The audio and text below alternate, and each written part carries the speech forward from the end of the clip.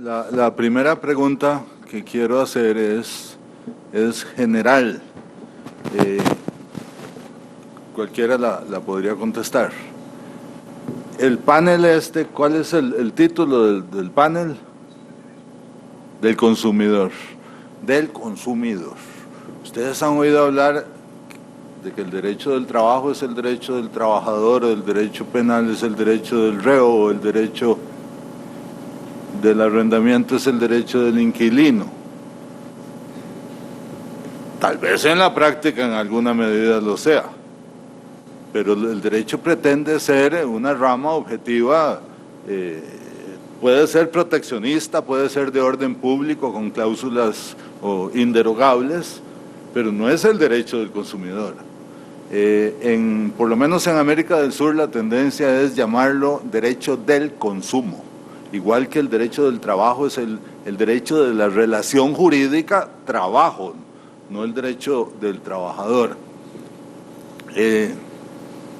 Esa es, digamos, mi opinión. No sé en qué medida ustedes concuerdan o alguno quiere hacer uso de la palabra. Don Sergio, para empezar, o tal vez doña Cintia, que es la defensora del consumidor, o del consumo. Bueno, muy buenos días y de verdad agradecer al Costa Rican Young Arbitrator la posibilidad de estar acá discutiendo un tema que no deja de ser novedoso. Yo creo que no hay nada más dinámico que el derecho de consumo y coincido plenamente con don Víctor en que el derecho de consumo abarca muchísimo más o excede muchísimo más que la relación que pueda tener el consumidor con un negocio, ¿verdad? Hoy, por ejemplo, y lo decía don Sergio, hablamos de disrupciones, ¿verdad? Hablamos de un fragmento de derecho que empezó, digamos, a gestarse desde el punto de vista normativo en los 90 y hoy podemos hablar de disrupciones prácticas, ¿verdad?, que nos llegan por la tecnología, que nos invitan a pensar si los instrumentos legales que tenemos nos cubren en esta nueva manera de comerciar que tenemos ahora, ¿verdad? Tenemos un código de comercio que prácticamente se nos ha quedado atrás para estas nuevas maneras de relacionarse. Hablamos hoy de relaciones que se cubren entre civiles, ¿verdad?, lo cual era prácticamente ajeno al derecho de consumo, y hoy tenemos un planteamiento de que las relaciones C2C o entre consumidores tiene que contemplarlas el derecho de consumo habida cuenta de la relación que existe a través de plataformas facilitadoras. Hablamos, por ejemplo, de los casos de Airbnb, de los casos de Uber, ¿verdad?, que han venido a ser elementos disruptores en estas relaciones tradicionales de derecho de consumo, ¿verdad?, que solían darse entre el consumidor y el comerciante. Entonces ya incluso hemos roto esos esquemas de relacionarnos y ya hoy las plataformas nos permiten relacionarnos entre consumidores o entre personas que no se dedican habitualmente al comercio, ¿verdad?, que eso es básicamente, digamos, como la norma clásica. Entonces encontramos todos los días nuevos retos y efectivamente esto es un tema de derecho de consumo, ¿verdad?, del derecho de la relación en la compraventa de bienes y servicios sin importar si estamos en un extremo de consumidor o en un extremo de proveedor.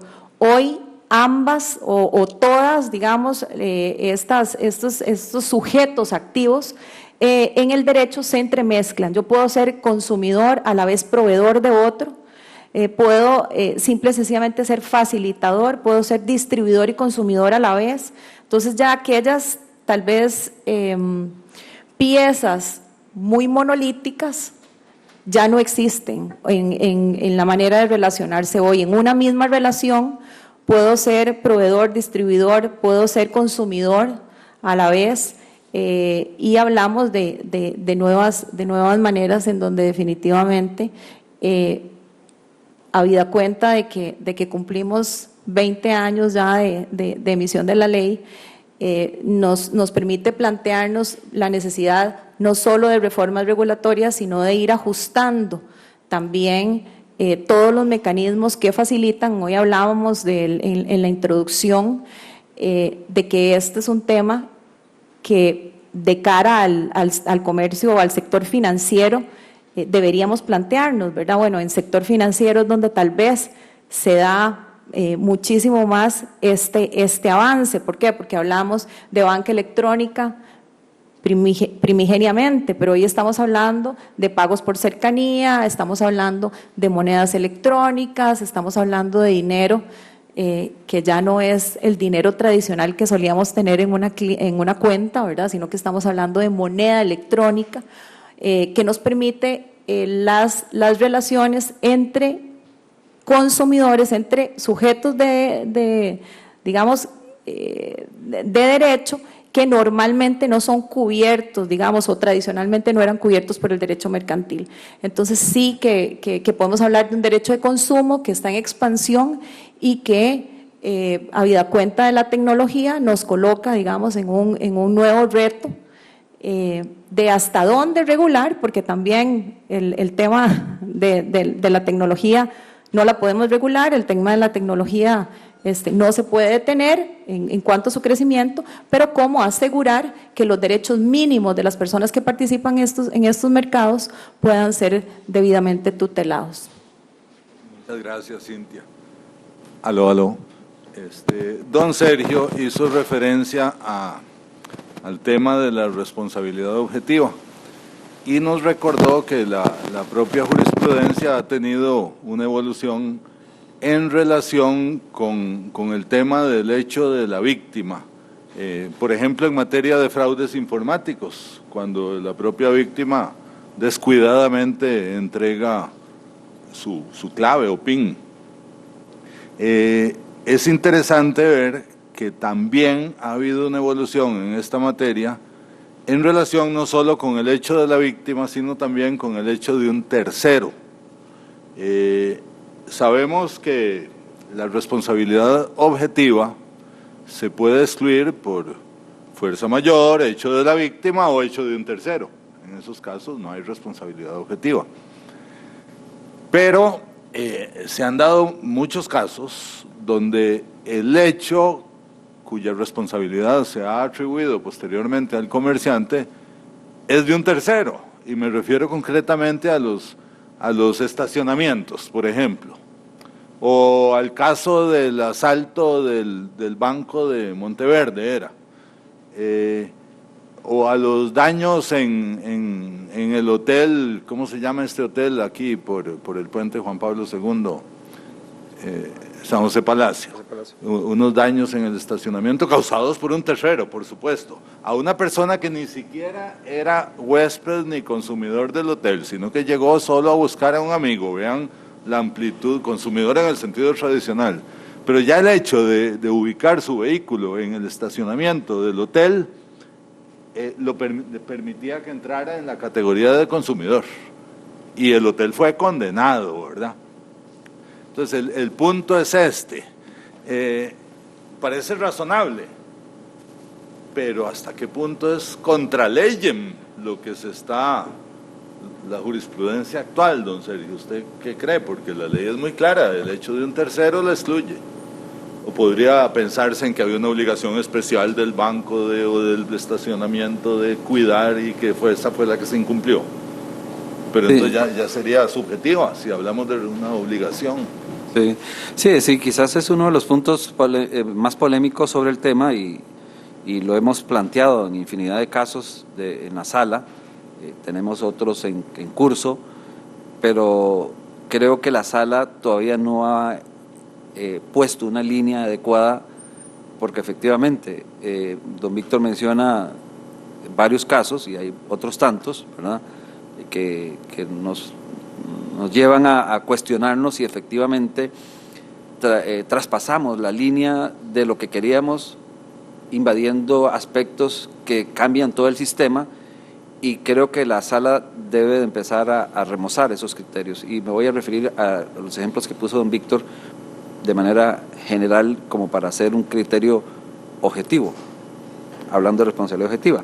Sí, en primer lugar, el tema del hecho de la víctima, y de hecho lo aprendí y lo argumento con el texto de don Víctor Pérez sobre responsabilidad civil.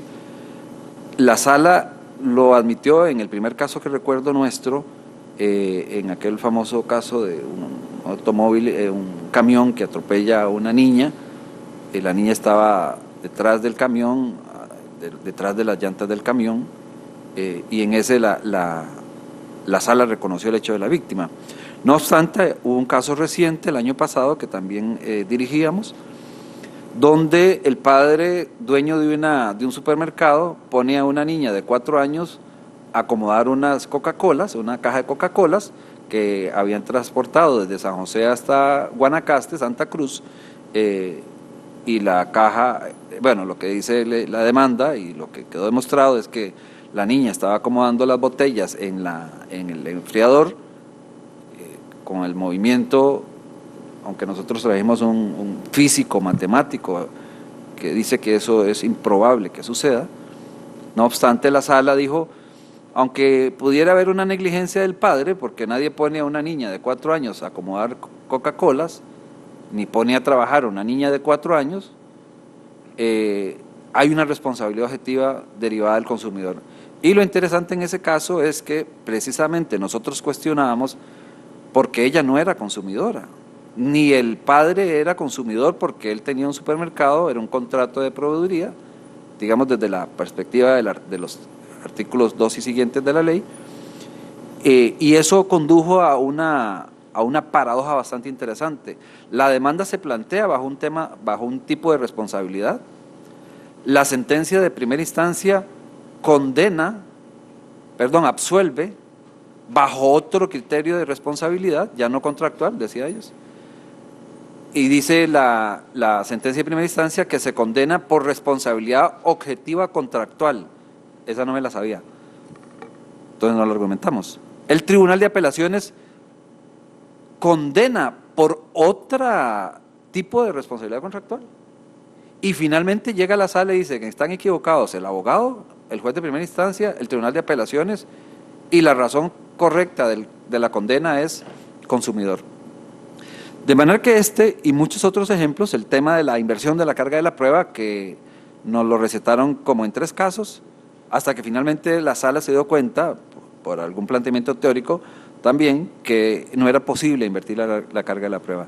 Pero sí coincido con don Víctor que hay que empezar a delimitar la jurisprudencia en temas tan delicados que ya mencionaba algunos. Hay otro caso famoso de donde una persona que estaba viendo un partido de fútbol 5, llegó un loco, se metió, disparó y mató a uno de los... Y la sala dijo, ahí sí hay responsabilidad objetiva. En el caso que mencionaba también don Víctor, del Banco Nacional de Monteverde, dijo, eso es responsabilidad del banco, lo que pasa es que ese es de la sala tercera y no pudimos saber el criterio de la sala primera. Y el otro aspecto muy importante es el hecho de un tercero. Efectivamente, la sala primera, nuevamente me refiero, no ha sabido qué hacer con el hecho del tercero. Nosotros hemos alegado en muchas ocasiones, en muchos casos, el tema del hecho de un tercero, pero la sala se ha negado casi que sistemáticamente a entrar a analizar ese tema tan delicado. Sí, el tipo que le robó el vehículo a una empresa, esto es un caso real, y después de que lo robó, atropelló a una persona. Y entonces dice, no, esa es responsabilidad objetiva, y usted por tener el carro responde aunque se lo hayan robado. ¿Verdad? Entonces, dice la sala que es responsabilidad objetiva. Otro hecho de una víctima, en el tema de fraudes, también han condenado a los bancos, estatales especialmente, no conozco de privados, no se da mucho, yo creo, demandas a nivel de bancos privados, y el banco dice, vea, no es el problema del cliente que le hayan robado la tarjeta, es el problema suyo que no tiene, y que un caco, y hay otro caso también muy reciente que también lo llevamos, de una persona que falsificó las escrituras de una sociedad y se nombró apoderado, sustrajo más de 100 millones de colones de las cuentas del banco y el banco dice, no es mi responsabilidad porque hay una publicidad registral y que por lo tanto yo pagué el dinero, se autorizó el retiro del dinero, y la sentencia de primera instancia dice, no, usted tiene una responsabilidad objetiva.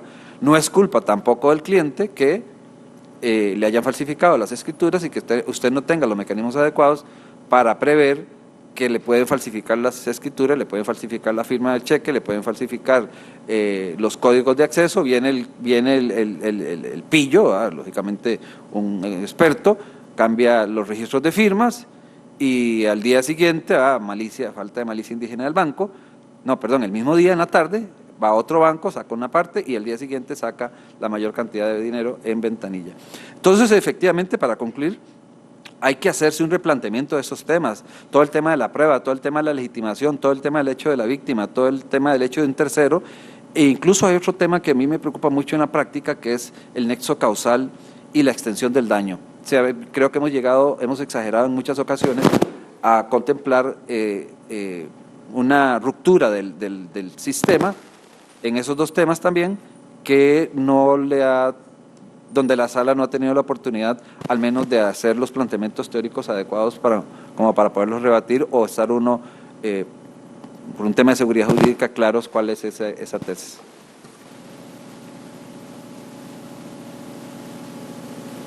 Punto lo mismo de los otros panelistas. ¿Qué opinan sobre esta materia de la exclusión de responsabilidad objetiva? ¿Quién quiere Pues realmente siento, o es mi percepción, y aquí aclaro que puedo hablar personalmente de mi criterio, no en ninguna forma representando lo que pudiera pensar o el criterio de la compañía con la que yo trabajo.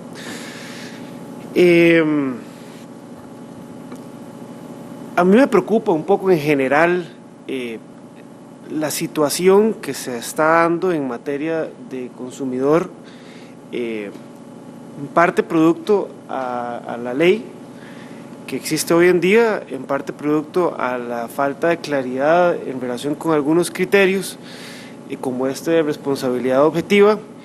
Y es que siento que en gran medida me ha tocado verlo en muchas oportunidades como grandes iniciativas de innovación, emprendedurismos sociales, ideas que podrían facilitarnos la vida a todos los consumidores del país, porque nos podrían simplificar muchos trámites, nos podrían dar mayor acceso a productos, inclusión financiera en el caso específico, o en general, pues muchas cosas se ven detenidas por miedo a la incertidumbre, al no saber cuál es la consecuencia jurídica, al no poder prever al nivel de un contrato cuáles van a ser las limitaciones de responsabilidad, y mucho debido a esta expansión que se ha dado en temas de responsabilidad objetiva, que yo creo que ya ahí realmente no hay mucho más que agregar a lo que ya se ha discutido, y a la falta de líneas claras de hasta dónde llega la responsabilidad, hasta dónde hay causas que excluyen esa responsabilidad en este caso, porque está rompiendo la cadena causal, o sea, ya incluso llega hasta ese punto, o sea, ni siquiera estamos hablando de un momento donde ya no hay una causa de imputación subjetiva que ya deja de ser relevante en el caso de lo que es la responsabilidad objetiva, el dolo de la culpa, sino que aún así va un paso más allá de que aunque haya rompimientos en la cadena causal, aún así se puede atribuir la responsabilidad, y si se añade eso a la solidaridad que establece la ley del consumidor a todos los participantes en una cadena de producción, pues se llega a consecuencias desafortunadas en mi criterio, como por ejemplo iniciativas que he visto que buscan darle mayor acceso a financiamiento y opciones a gente que está en listas de espera de la Caja del Seguro Social, y que lo que buscan es el apoyo de los bancos para que traten de hacer llegar a toda su base de clientes esta nueva oportunidad que existe, y la respuesta es, lamentablemente nos da miedo hacerlo, porque en el momento en que comunicamos esto, aunque no tenga nada que ver con nosotros, a nuestros clientes, si algo sale mal, ya estamos involucrados indirectamente en la cadena de mercadeo de producción del producto y somos el bolsillo profundo, y si algo sale mal, nos van a terminar la demanda hacia nosotros.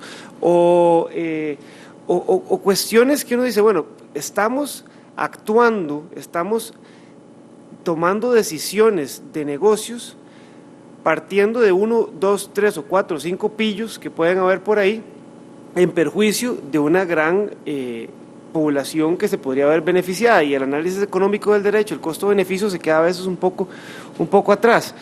¿Y a qué se debe esto? En mi criterio, en gran medida se debe al hecho de que la ley del consumidor, si bien es cierto, pareciera una ley nueva o bastante reciente, en comparación con el Código de Comercio y con otras de las leyes que nos aplican, en una materia tan dinámica como el consumo, es una ley que está totalmente fuera de tiempo y fuera de época.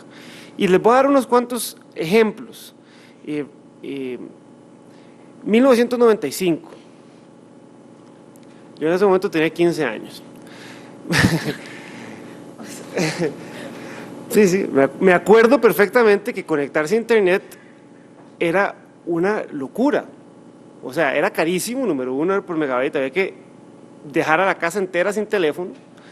Se duraba bastante tiempo haciendo la conexión, y había que literalmente ir al servicio de una Coca-Cola, entre cada vez uno le daba un clic, una página y la otra, porque duraba toda la vida cargando de una cuestión a la otra. Era otra realidad. Si ustedes ven los datos del Banco Mundial, en 1995 el acceso de la población costarricense a internet era el 0,04% de la población costarricense que tenía acceso a internet. Sobra decir que no existían redes sociales, no existían blogs, no existían páginas que hicieran revisión de los ranqueos entre los distintos productores o que quienes ofrecen un servicio. El mercadeo era el mercadeo tradicional, ATL que llaman, ¿verdad?, que era el periódico y los anuncios en la televisión. No existían cámaras digitales. No existían, o sea, bueno, realmente sí existían, habían sido inventadas en 1991, 1992, pero en 1995 una cámara digital de 1 megapíxel, que era la que estaba disponible al consumo, costaba $13,000. Entonces y no tomaba video además, ¿verdad? Entonces era otra realidad completamente distinta. Y aquí llevo todo esto, es que en esa época la premisa de que el consumidor era la parte débil e indefensa de una relación era totalmente cierta. Ya hoy no lo es tanto. Ya hoy un consumidor insatisfecho que tiene su cámara digital de no sé cuántos montones de megapíxeles, además tiene 2, una adelante y una atrás, consigo en todo momento, simplemente saca, toma video, toma su foto, la sube, la postea en la página de la red social de la empresa respectiva, y la gran mayoría de empresas, ellas mismas buscan o le tienen pavor a ese tipo de crisis, de cuestiones que se hacen virales en cuestión de segundos, y ejemplos sobran de empresas que han tenido que retirar una línea entera de consumo, por ejemplo, por un mal mercadeo. Hay un ejemplo vacilón de unas galletas en España que simplemente sacaron una nueva promoción donde eran unas donas, creo que venían 5 donas y ahora venían 2 donas más. Y a quien se le ocurrió la genial idea que le pusieron en la publicidad de la propia empaque, decía, a pedir al metro. Alguien puso un tweet de que era hacer relajo, de que eso era discriminatorio, que se estaban burlando los indigentes, y la empresa tuvo que reaccionar al día siguiente retirando todas las galletas del mercado,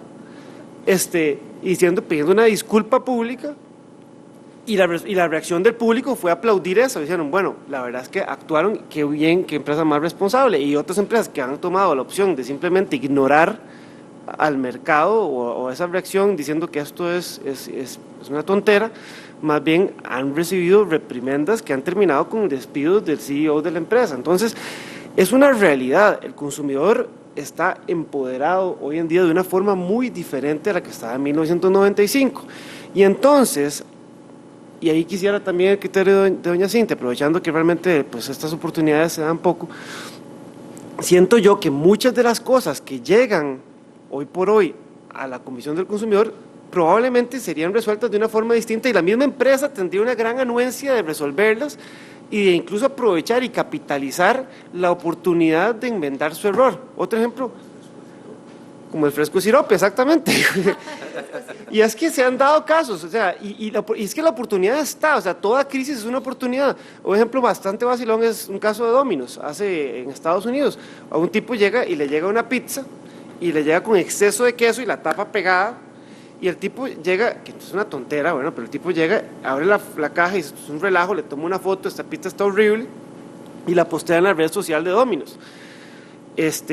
La respuesta de Domino's Pizza inmediatamente es decir, sale el CEO de la empresa en un video pidiéndole disculpas, diciendo que tiene razón, que esa no es la forma en que una pizza de ellos debería de verse. Seguidamente le mandan al chef oficial de la compañía a la casa con 2 pizzas y con una tarjeta de $500 y claro, filman toda la situación, la suben a YouTube, se hace viral la respuesta y reciben el aplauso del público por haber actuado de esa forma. Pero se soluciona. Yo no sé cuál es el costo actual de un trámite, el costo, digamos, del OPEX y el CAPEX de un solo caso ante la Comisión de la Competencia, pero me atrevería a decir que anda superior a los $1,000. Bueno, $1,500. Eso cuesta un caso. Y nosotros, pues, obviamente, reclamos de clientes sobran, y en Credomatic, pues, los vivimos todo el tiempo. Y en su momento, incluso me acuerdo que habíamos hecho un acercamiento con la comisión y le habíamos puesto nuestra propia oficina de atención al consumidor nuestro para tratar de que si alguien llegaba con una queja que era por una tontera, nosotros somos los primeros que estamos anuentes a solucionarla de la forma más rápida y eficiente posible. ¿Para qué? Para que el cliente esté feliz, para evitar una crisis en redes sociales, una crisis de opinión pública y para evitar los gastos que también significan para nosotros hacer eso. Pero me ha tocado, antes de estar en Credomatic, ir a una audiencia en la comisión donde la contraparte realmente no está interesada en nada más que la aplicación de la sanción por la sanción misma, porque no es un consumidor realmente, sino que es una asociación que lo que busca es justificar su propia existencia y lo que usa es tener sus indicadores de la cantidad de denuncias que llevan puestas ante la comisión y de la cantidad de multas, y entonces se crea como toda una distorsión de lo que es el propósito de la comisión misma, que es solucionar casos a los consumidores. Y realmente no tiene sentido ir a una audiencia donde se está transcribiendo la audiencia, es una persona que tiene que transcribir una audiencia de 1 hora, el costo de llevar ese expediente, el costo de todo eso, cuando realmente ni siquiera hay oportunidad de una conciliación y un arreglo porque la persona no la quiere. La persona lo que quiere es que se ponga la sanción. ¿Y con qué propósito? Con el propósito de probablemente de ir a buscar a las fundaciones en otros lugares del mundo, en Holanda, donde sea, que te van a pagar el salario de las personas que están trabajando ahí. Entonces, se empiezan a dar estas cuestiones que ya hoy tenemos 20 años, 21 años de experiencia de qué fue esa ley y que ya hoy por hoy deberíamos poder reconceptualizarlas con las realidades de hoy en día, que las realidades de hoy en día son muy diferentes. Y aquí voy a decir una cosa que tal vez no es políticamente apropiada para algunos de los presentes, pero es que los nuevos consumidores vulnerables del siglo XXI son los niños menores de 15 años y los adultos mayores de 55 años. ¿Por qué? Porque la gran mayoría de cuestiones se están dando por medios digitales con unas tecnologías que no se conocen, que no se tienen presentes, y hoy por hoy muchas de las aplicaciones que descargamos en nuestro celular están descargando cualquier cantidad de datos personales, privados. Hay aplicaciones que leen todos sus mensajes de texto. Hay aplicaciones que usted, al darle loguearse con Gmail o con Facebook, usted les está permitiendo descargar el contenido de todo su correo electrónico a sus servidores y analizarlo con el propósito de darle pues recomendaciones más acertadas a sus propios intereses. Y no se digo que eso necesariamente sea malo, el problema es que no está regulado y es legal hasta en Estados Unidos hacerlo, porque la premisa de eso es que una vez que uno, número uno, dio un consentimiento y número dos, antes de descargar esa información, la información de la persona, o sea, su nombre y su identificación, son encriptadas y son enmascaradas. Entonces, en ese momento, esa información deja de ser personal, porque ya no está ligada a una persona.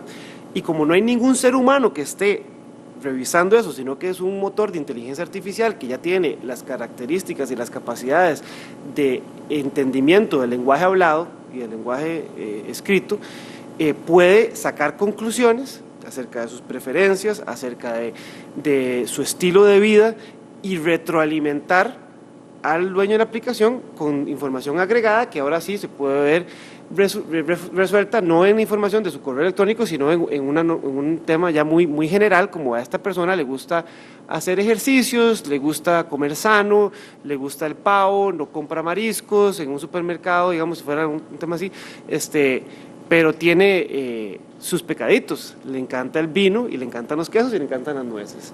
Entonces a esta persona, estos son casos vida real, o sea, esto sucede ya hoy en día, ¿verdad? Entonces a esa persona mándele una promoción de botellas de vino y va a ver cómo esa persona le compra el vino.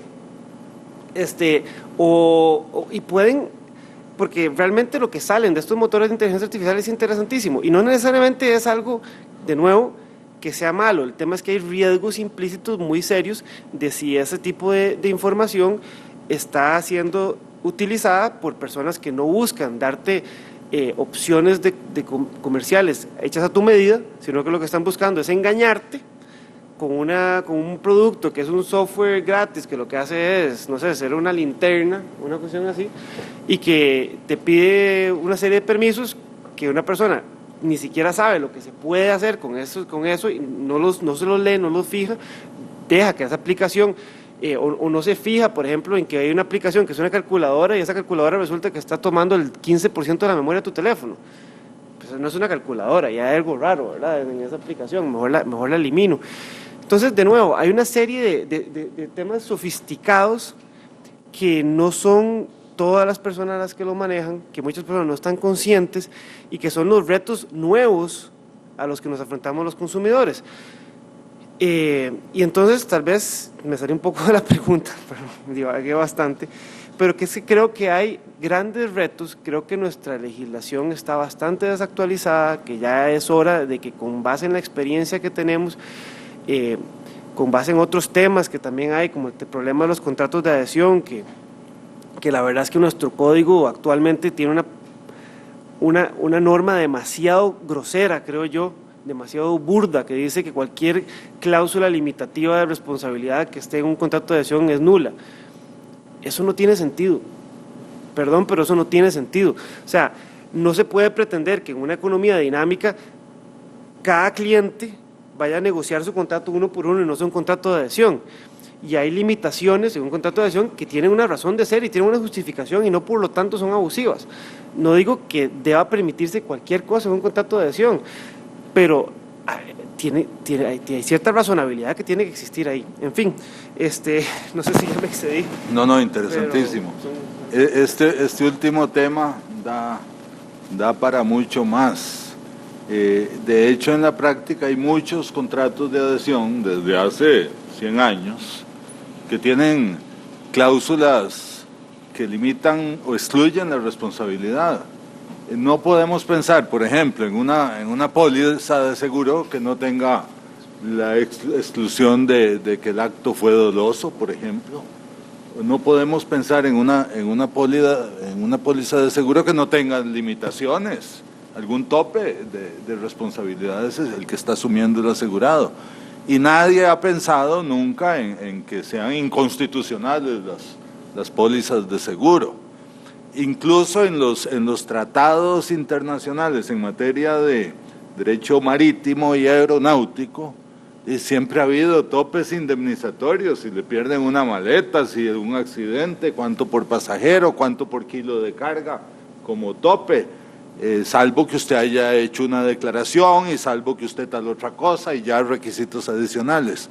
El hecho de que cualquier limitación o exclusión de responsabilidad en un contrato de adhesión es nulo, es una tontera, como dice Daniel, y la práctica nos revela que eso no es así y nadie realmente lo considera así. Aquí surge otro tema, ya se nos está acabando el tiempo y a mí me gustaría que el público vaya pensando si tiene alguna preguntita interesante. El otro tema es este. Tenemos en Costa Rica el 1023 del Código Civil que se refiere a este tema, ¿verdad? La nulidad de las cláusulas abusivas en los contratos y la interpretación contra proferentem, pro adherente, en los contratos de adhesión cuando hay cláusulas oscuras. Vemos que ese es el principio general. Pero luego vino la Ley de Defensa Efectiva del Consumidor y Libre Competencia, lo dije al revés, a establecer otra lista, sin derogar el Código Civil. En la Ley de Defensa Efectiva del Consumidor, a pesar de ser una ley de defensa efectiva del consumidor, cuando se regula la lista de las nulidades absolutas y relativas en los contratos de adhesión, se dice serán nulas o relativamente nulas las cláusulas abusivas en los contratos civiles y mercantiles, no solo de consumo. Vean a lo que ahora, eso plantea un montón de problemas de interpretación. Ahí habla claramente de contratos mercantiles.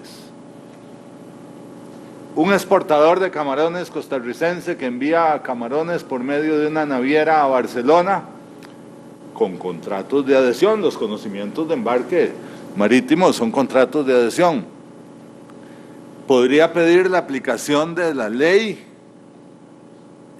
según esta disposición. Bueno, esto da para mucho, y da para mucho para efectos de jurisprudencia. ¿Qué va a hacer la jurisprudencia teniendo por un lado el Código Civil y por otro lado esta ley que dice que hay esa invalidez en las cláusulas abusivas? Yo todavía no conozco ninguna sentencia, tal vez don Sergio sí que está bien informado en todo lo que es jurisprudencia, pero una ley que le entre al posible conflicto o concordancia o complementariedad entre estos dos textos, el del Código Civil y el de la ley. No sé qué, me gustaría saber qué opinan los panelistas.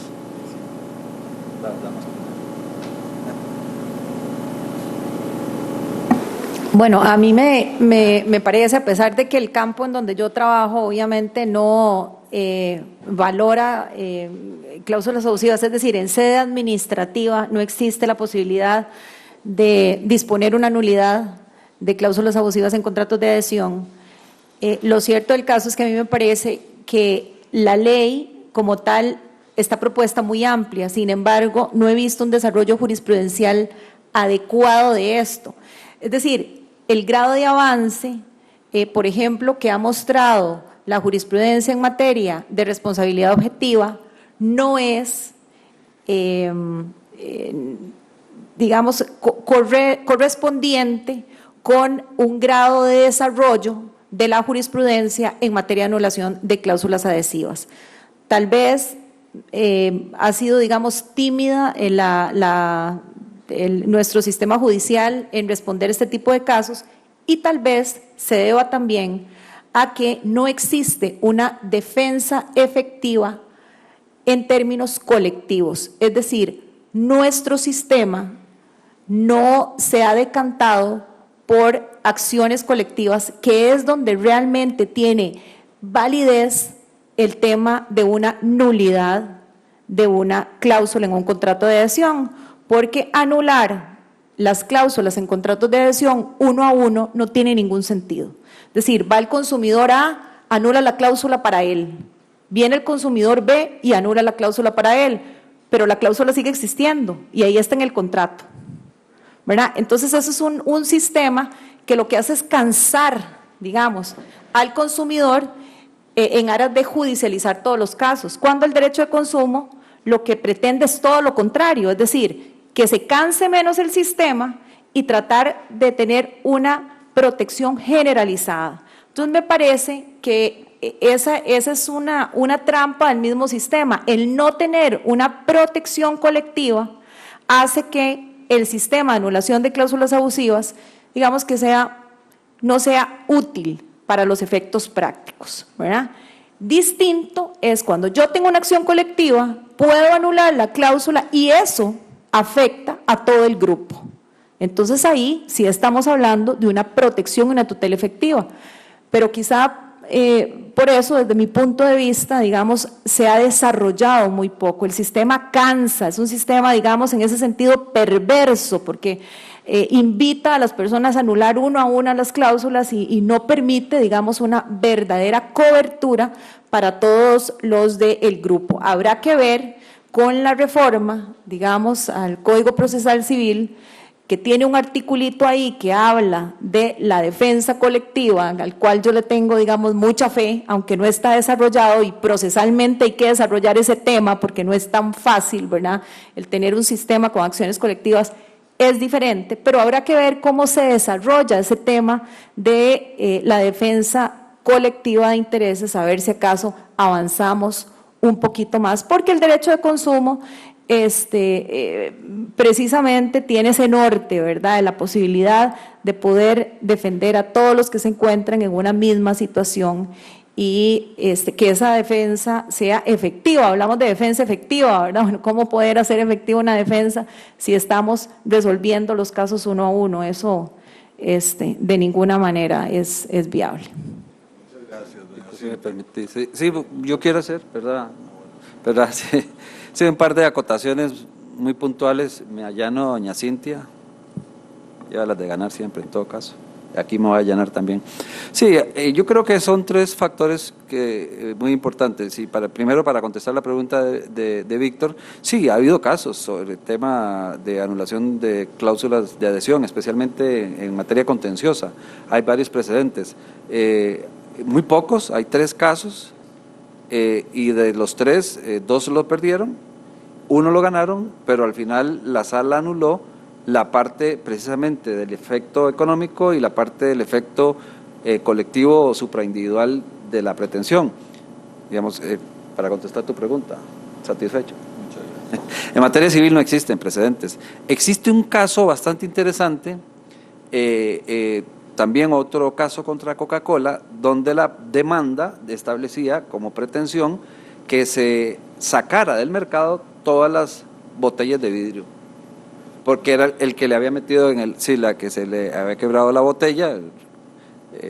Este caso todo el mundo lo conoce, el joven que iba para una fiesta, echó las Coca-Colas en el cajón y cuando las iban bajando en Turrúcares, explotó la botella, se le metió un pedazo del vidrio de la botella en el ojo y él pidió en la demanda que por el peligro que significaba se sacaran del mercado. Pero era lo interesante, la sentencia de primera instancia acogió la pretensión y la sentencia de segunda instancia, que confirma la sentencia, entonces mantuvo la condena obligando a Coca-Cola a sacar del mercado las botellas de vidrio. Imagínense que es peligroso, ¿verdad? Como que le digan a Creomatic, vea, usted de aquí en adelante no puede cobrar intereses en las tarjetas de crédito. Una cosa así, va contra la naturaleza misma de la actividad, o que le diga a los vehículos, vea, ustedes tienen que hacer algo para que no se vuelquen. Una cosa así. Entonces, va a la sala el caso y en la sala rechazan el recurso y entonces la sentencia quedó ahí. Cuando a mí me consultan que cómo es posible eso, le digo, bueno, tranquilo. Aquí no existe la legitimación de grupo o los derechos supraindividuales en materia civil. Hay, como dice Cintia, hay 3 normas por ahí perdidas antes de la reforma y con la reforma quedaron 2. Y entonces la sentencia es inejecutable.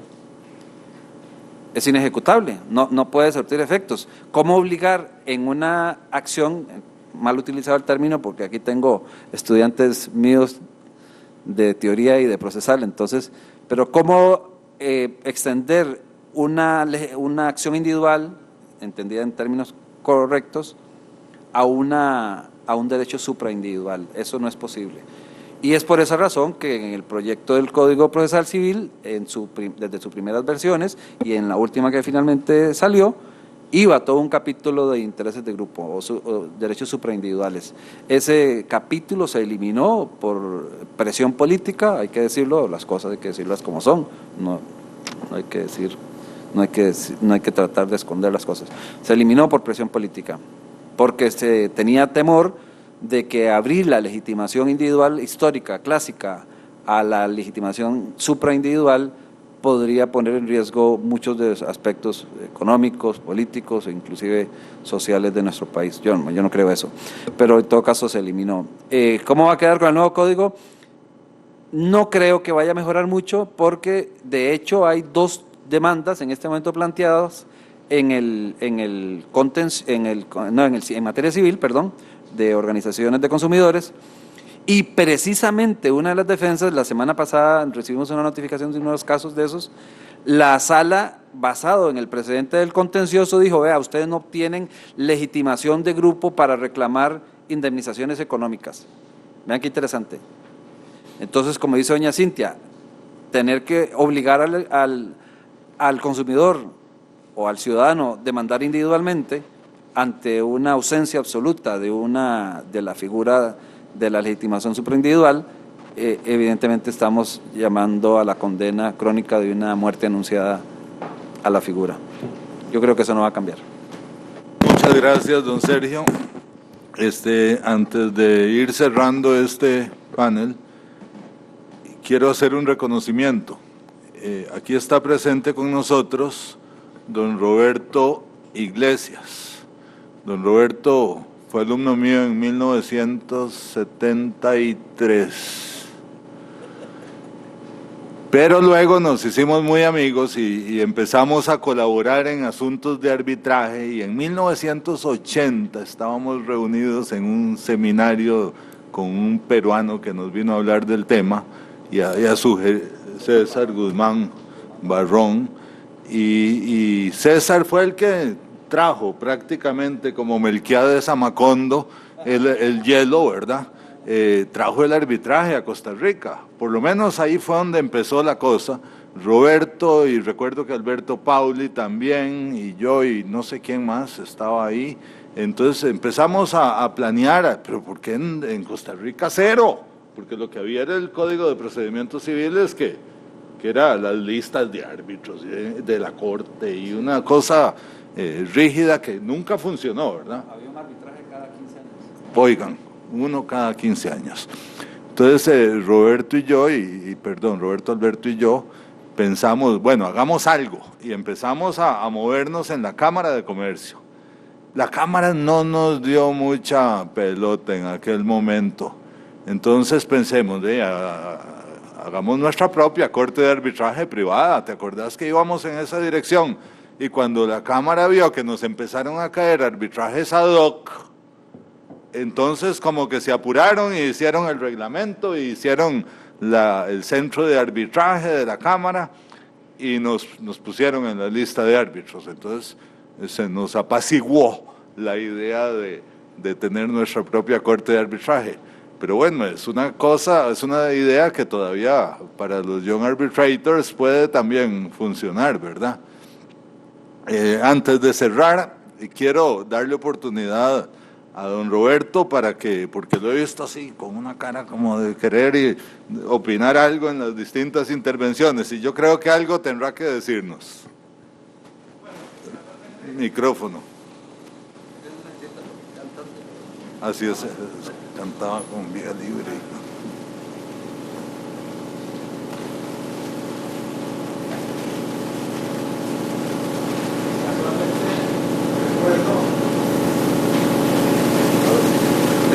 Sople más duro. Recuerdo que hablamos de una sociedad ya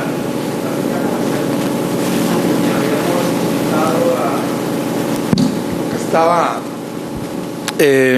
don Eduardo Ortiz, pensábamos invitar a don Eduardo Ortiz, don Ricardo, el laboralista, aquel que fue presidente del colegio, Vargas también. Pensábamos hacer una lista de potenciales árbitros. Pero en eso también el Colegio de Abogados como que se interesó, y ahí quedó la cosa, ¿verdad? Pero sí son antecedentes precursores históricos del movimiento arbitral, se podría decir, nacional, sobre lo cual yo creo que hay que escribir una historia. Ese libro no se ha planteado, hay que escribir la historia del arbitraje nacional, ¿verdad? Me parece que eso es una obra que está pendiente, para que no se nos olvide cómo comenzó esto. Bueno, no, yo casualmente estaba pidiendo el programa para ver qué otras charlas venían.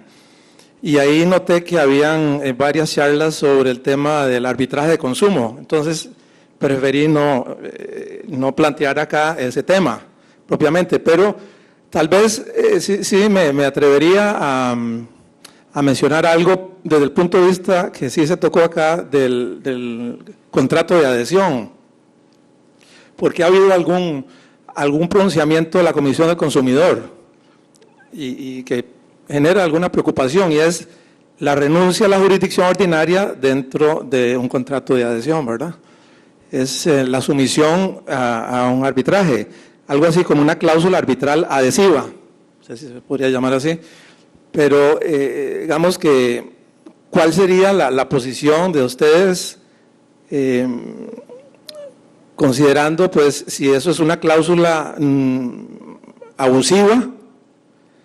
Que la Comisión del Consumidor algo ha dicho en esa línea, pero a la vez tenemos el derecho del consumo como tal, una norma escueta, habría que decirlo, muy lacónica, que habilita el arbitraje de consumo, pero que no ha pasado nada con eso, ¿verdad? Esa es algo que nos está debiendo el sistema, porque el arbitraje de consumo es de interés público, es decir, el derecho al consumo es de interés público. ¿Cómo es que no hay un servicio arbitral público para temas de consumo? Es decir, nos está debiendo el Estado el arbitraje de consumo. Está en la ley, pero es letra muerta. Entonces, ¿cómo analizan ustedes esta situación de la cláusula arbitral adhesiva? Si es abusiva, como algunos han creído, y por tanto inválida. Gracias. Tal vez en esto, don Sergio, que siempre conoce la jurisprudencia, nos puede relatar lo que dijo la Sala Constitucional en relación con el INS y esa cláusula en las pólizas. Sí, ese es uno de los temas más polémicos, ¿verdad? Porque efectivamente, como dice Víctor, que la Sala Constitucional en el año 96 se pronunció porque la anterior ley de seguros establecía que era obligatorio, en caso de demandas contra el INS, acudir a la sede arbitral. Un ciudadano planteó y dijo, vea, la sede arbitral para mí es muy cara. Y entonces él plantea la demanda, el INS se opone y dice que tiene que irse a la sede arbitral. Entonces él recurre a la Sala Constitucional y la Sala Constitucional dice, no, es que la garantía constitucional del artículo 43 es potestativa, de manera que el ciudadano puede acudir a la sede judicial o a la sede arbitral. Yo he criticado esa sentencia porque me parece que el resultado es correcto, pero lo que está incorrecto es el enunciado, porque una cosa es que una cláusula arbitral no sea obligatoria, máxime si está en la ley, y entonces la sala debió haber anulado la norma legal y no interpretar en un caso concreto que por las condiciones económicas del administrado, en este caso, tenía un derecho potestativo a acudir a las dos vías. Eso es lo que me parece incorrecto. Y en el segundo tema, con el respeto a doña Cintia, también yo he criticado ese voto en mi más reciente obra, porque no se puede satanizar que la renuncia a la jurisdicción estatal sea pensada en perjuicio del consumidor. No, por el contrario. Claro, diferente es un caso que tuvimos hace algunos años en materia de transportes, donde la cláusula establecía, el conocimiento de embarque, que cualquier demanda tenía que tramitarse en Rusia. Claro, yo por supuesto ya estaba feliz porque iba para Rusia. Iba con Paula, que le gusta tanto Rusia.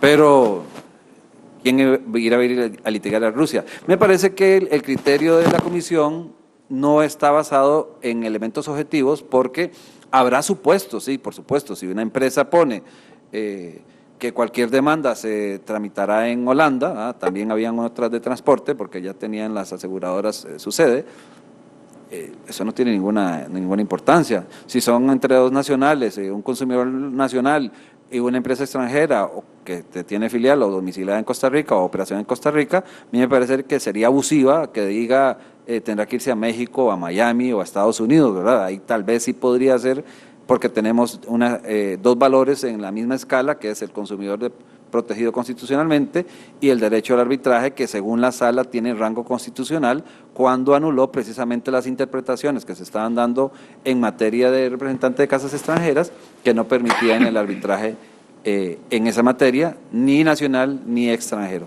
De manera entonces que creo que debería hacerse una línea mucho más objetiva, no como lo hizo la Sala, ni como lo hizo la Comisión, como que pensar, y concuerdo plenamente con Roberto, de que se estaría afectando un derecho incluso de rango constitucional. Bueno, vamos a dar por inaugurada esta actividad. Vamos a concluir este periodo. Don Willy me está diciendo que como me atrasé 15 minutos no va a haber coffee break y vamos a... ¿No era eso? Sí. A ver que sí. Más preguntas, aunque nos pasemos del tiempo, no importa.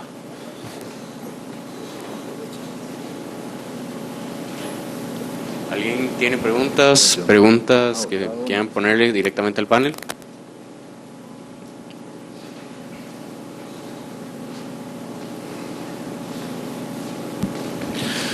Muy buenos días, en especial a don Víctor, querido profesor de la universidad. Mi pregunta es respecto al asunto de responsabilidad civil objetiva, que se estaba hablando del derecho de consumo. En algún momento estuve revisando un voto y un tribunal mexicano aplicó el derecho punitivo, el monto como de indemnización punitiva, que es los torts, el derecho a la indemnización exagerada que se utiliza en el sistema anglosajón, en una sentencia en el Estado mexicano. Entonces, viendo la perspectiva de derecho de consumo, cuando se habla de responsabilidad civil objetiva, siento que, y es una decisión estrictamente personal, se ha perdido un poco la perspectiva en protección al derecho del consumidor, al derecho a la persona que hace un acto de consumo, con la nueva teoría del acto de consumo. No importa si olvidó su clave, no importa si vino un tercero y disparó en un bar, no importa si fue otro tercero que le robó el carro, es responsable por el simple hecho de tener un negocio con un parqueo para que cualquier persona llegue a hacer un acto de consumo. Desde ese orden, siento que podría existir una desregularización del mismo sistema de responsabilidad civil objetiva desde una perspectiva del derecho civil, en aplicación en el principio de proconsumo o en el principio de proteger siempre al consumidor como tal. Desde ese orden, pregunto, y es una simple opinión de cada uno de los panelistas, ¿verían ustedes en algún momento la aplicación de una indemnización en el derecho punitivo anglosajón o la aplicación de un monto, digamos, por decir un término exagerado, dentro de los tribunales costarricenses como una forma de seguir protegiendo a esa teoría o a ese acto de consumo para los efectos de que los comercios o bien las personas oferentes dentro de ese mercado se abstengan aún más de hacer cualquier tipo de prácticas, o por el contrario, en este momento lo veríamos un poco descabellado la idea de hacer una interpretación, si a bien se quiere, extensiva o odiosa del derecho anglosajón acerca de ese daño punitivo, acerca de ese daño de un monto exagerado como condena. Muchas gracias. Antes de dar la palabra, sí. Quisiera decir algo. Vea, la interpretación, la indemnización punitiva, en principio no tiene por qué ser exagerada. En principio debería ser equitativa también. Tampoco es que se concede siempre.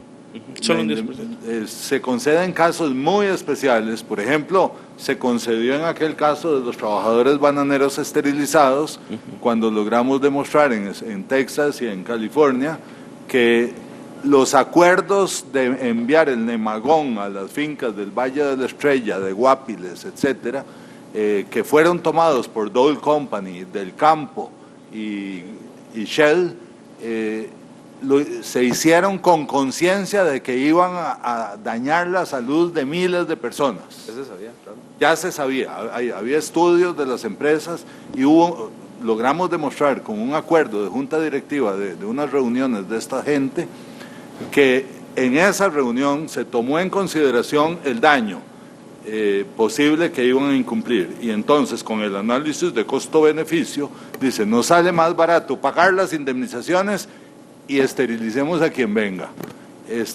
No merece un daño ejemplarizante, que es el sinónimo de punitivo, la empresa en esos casos.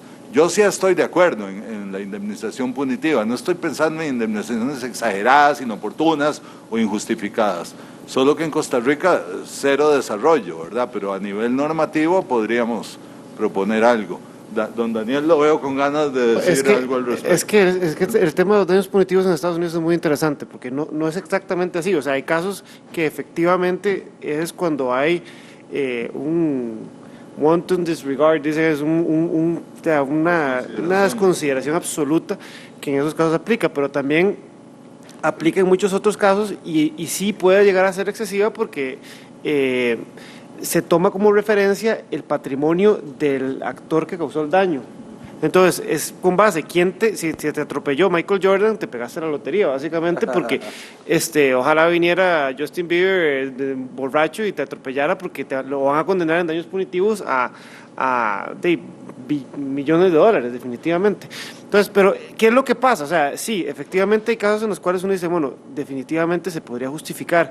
Las consecuencias económicas de eso para el mercado son muy importantes. En Estados Unidos un seguro médico te cuesta 4 veces más o 3 veces más de lo que te cuesta acá. Y la razón es que hay una sociedad muy orientada a la litigiosidad. Si se hacen encuestas, las personas piensan que después de ganarse la lotería, la forma más posible de hacerse millonarios es demandando a alguien, ¿verdad? Y el otro día estuve en una conferencia y me encontré unas servilletas. Y en las servilletas venían un mapa de tesoro, ¿verdad? Evidentemente eran unas servilletas de como una fiesta de niño. Y venía el disclaimer: esto no debe ser utilizado como un mapa de verdadero del tesoro, precaución. ¿Por qué? Porque si no te demandan por eso, es que es un tema ridículo, ya raya en lo absurdo, ¿verdad? Entonces el punto es hacia dónde se quiere ir con eso, tal vez es el tema final.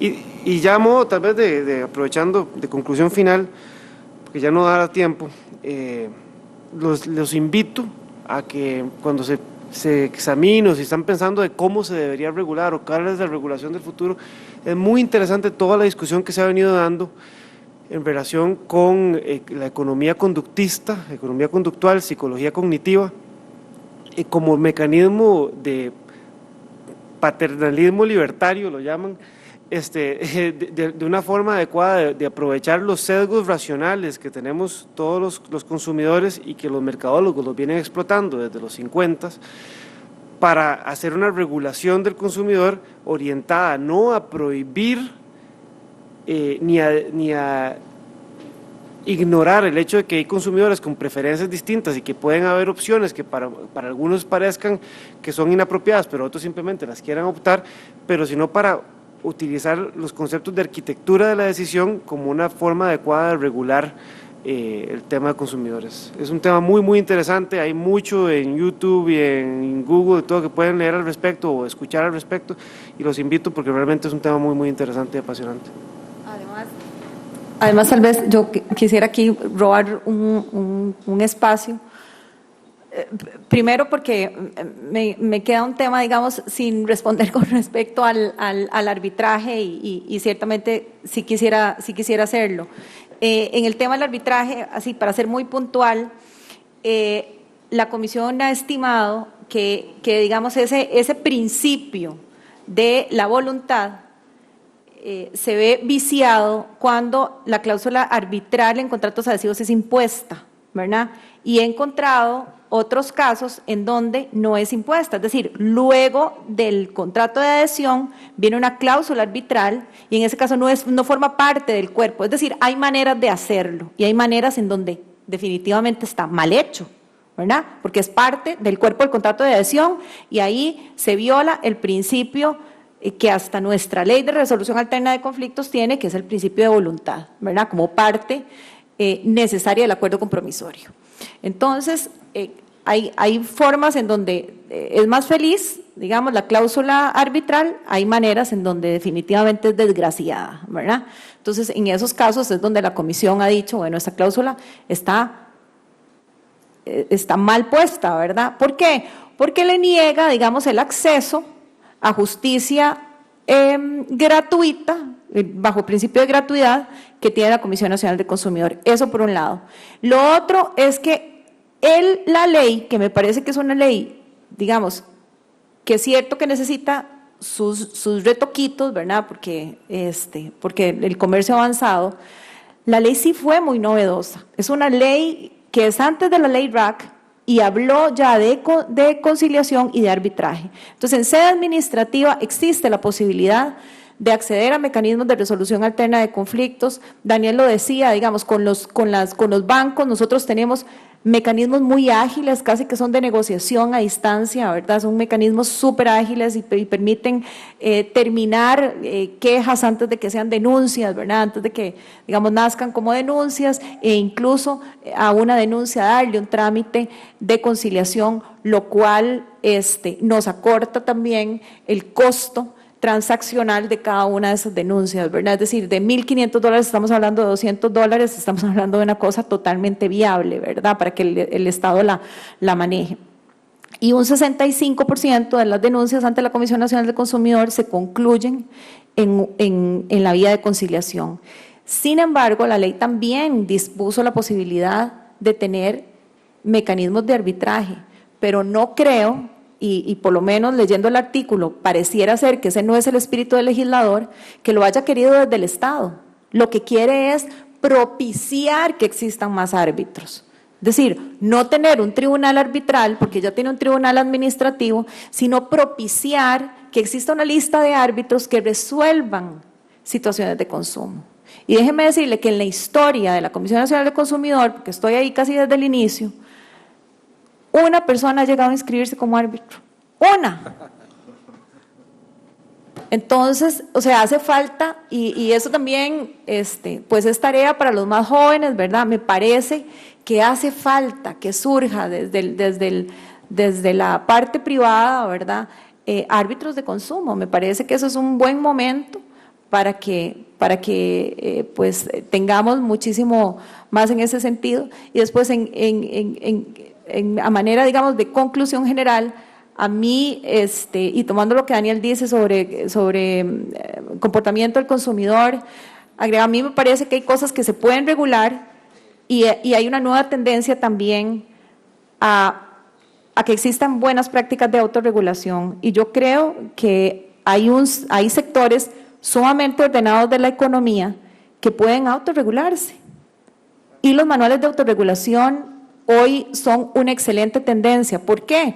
Porque el consumidor está más empoderado, porque tiene mayores mecanismos de reclamo, digamos, de reclamo social, vamos a decirlo de esta manera, y entonces eso implica que las empresas deban reaccionar muy rápido, y como tienen que reaccionar muy rápido, entonces implica que la manera más fácil sea a través de mecanismos de autorregulación.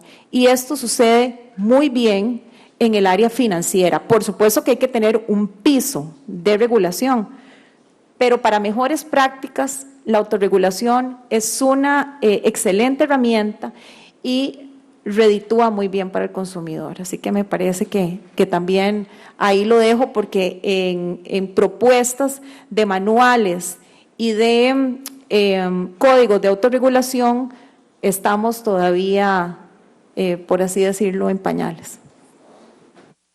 Muy bien, muchas gracias. Vean, hay 3 personas que me están solicitando la palabra, hay 27 personas que quieren tomarse un café. Entonces vamos a dejar a esas 3 para después del cafecito y le vamos a solicitar a don Sergio que en pocos segundos nos cierre el evento. Sin duda, el resultado de la primera ronda confirma que estamos hablando de ruptura de paradigmas en todo sentido, ¿verdad? Oyendo a Cintia, oyendo a Daniel, oyendo a Víctor, la exposición, el planteamiento que hacía el último interventor, tema polémico que requiere de un seminario de 3 días acá, es ruptura de paradigmas. Estoy de acuerdo con que Con que se introduzca el daño punitivo, podría estar de acuerdo, sí, claro. Significaría romper un paradigma, por supuesto que habría que establecer parámetros. Eso sí, estamos de acuerdo con los planteamientos de doña Cintia y en relación con los planteamientos de Daniel, coincido plenamente. Estamos llegando y la sociedad a la que aspiramos es una sociedad de convergencia, es una sociedad de que el ideal de la solución de los conflictos es tratando de conciliar las posiciones.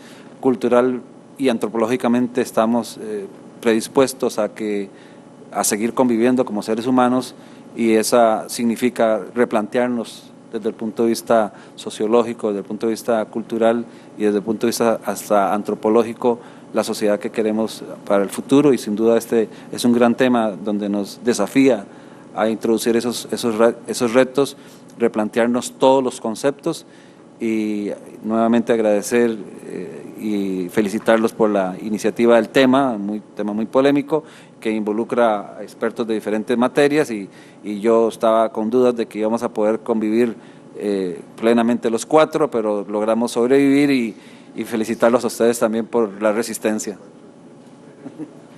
Bueno, Víctor y Daniel, pues yo me imagino que 36 años han sobrevivido, pero no sabía si los cuatro aquí juntos podíamos hacerlo. Muchas gracias a todos y muy buenos días. Bueno, con esto damos por concluido el evento. Muchas gracias por su interés. Gracias.